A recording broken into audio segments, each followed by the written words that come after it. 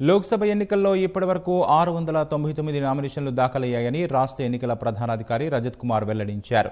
నిజామాబాద్లో రైతుల నామినేషన్ల స్వీకరణలో ఎలాంటి నిబంధనలు ఉల్లంఘించలేదని ఆయన తెలిపారు. నిజామాబాద్ స్థానానికి 245 నామినేషన్లు దాఖలయ్యాయని వివరించిన ఆయన అభ్యర్థుల సంఖ్య 90 దాటితే బ్యాలెట్ పద్ధతిలో ఎన్నికలు నిర్వహిస్తామని రజత్ స్పష్టం చేశారు. ఇప్పటివరకు లోక్సభ మొత్తం ఓటర్ల సంఖ్య 2,96,00,000కు చేరిందని ఆయన వెల్లడించారు.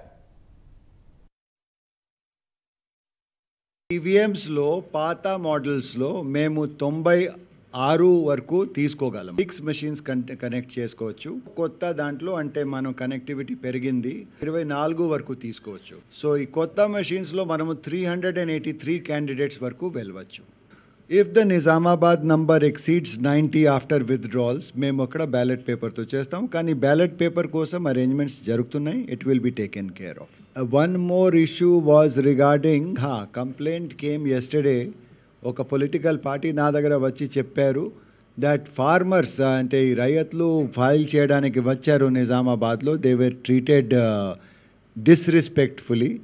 ఒక విఐపి క్యాండిడేట్ ఫైల్ చేయడానికి వస్తే అందరికీ బయట పంపించారు.